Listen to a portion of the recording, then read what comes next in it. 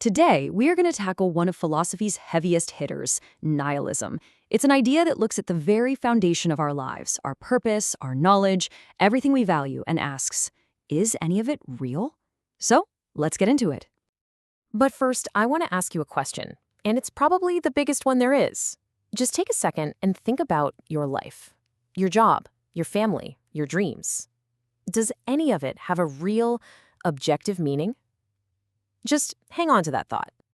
Okay, now, before we dive into the deep end, a quick heads up. This is not easy stuff. The ideas we're about to explore can be pretty jarring. They're designed to poke at the very things you might hold true. So if you're ready for that, let's begin the descent.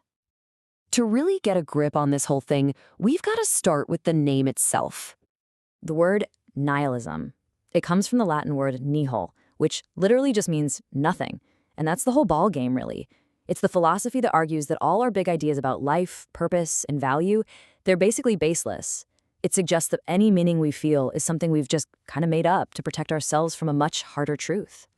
So, our first stop on this journey is maybe the most personal one. It's called Existential Nihilism, and it takes aim right at the heart of why you think you're here.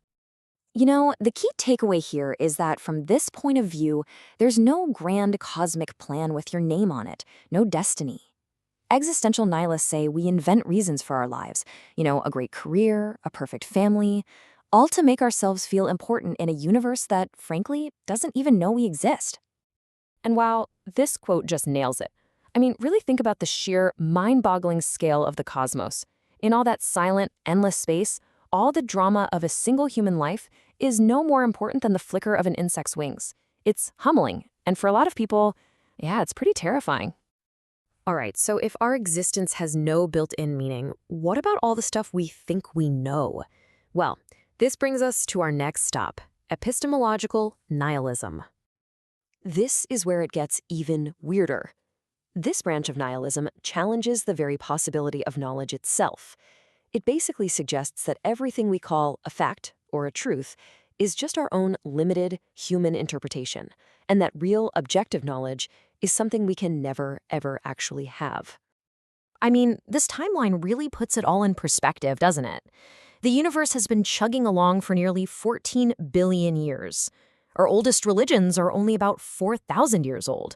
We didn't even figure out gravity, a force that's been here the whole time, until a few hundred years ago. From a nihilist perspective, for us to call our tiny speck of recent discoveries knowledge of the universe, well, it's pretty arrogant, isn't it? So we've questioned our existence, and we've questioned what we know. Now we hit the bottom of the abyss, the rules we live by, our morality. This is moral nihilism. And this one is a doozy. Moral nihilism says there are no absolute moral facts. Nothing is good or evil on its own. It's all just a complex set of rules we humans invented to help us get along and build societies. Let me show you what that looks like with an example. Okay, follow along here. Step 1. A shoots B after a small fight. Who's wrong? A, obviously. Simple.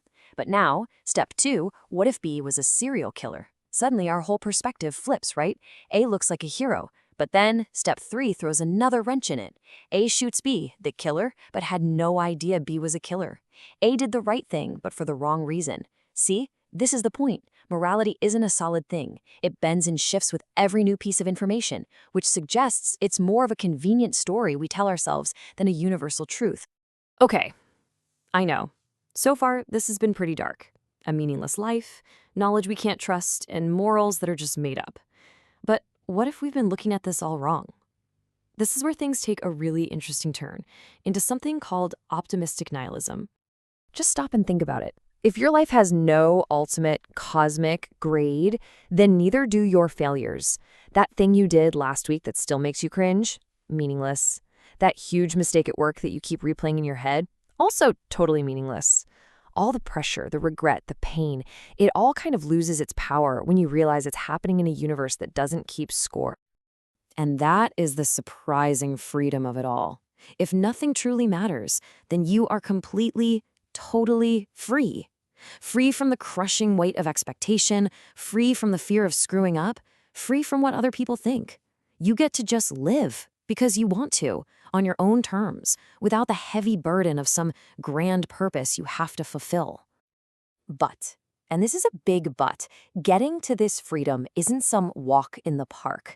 It comes at a cost, a really high one actually. It demands that you accept one last, deeply uncomfortable truth. Before you can feel that lightness, that total freedom, you have to completely let go of the one thing most of us spend our entire lives trying to build up, our own importance. You have to accept, down to your very bones, that you are not special. There's no secret destiny, no unique part of some cosmic play written just for you. And this one's even tougher. You have to accept that on the grand scale of the universe, you are objectively worthless. It's only by really, truly embracing your own cosmic insignificance that you can finally be free from all the anxiety that comes with trying to be significant. So we'll leave you with one last question to chew on. After a whole life spent chasing meaning, building a legacy, trying to prove your worth, what if you get to the end and realize the life you built is the biggest hollow feeling you have? And what if, just maybe, that's actually okay? It's a lot to think about. Thanks for exploring it with us.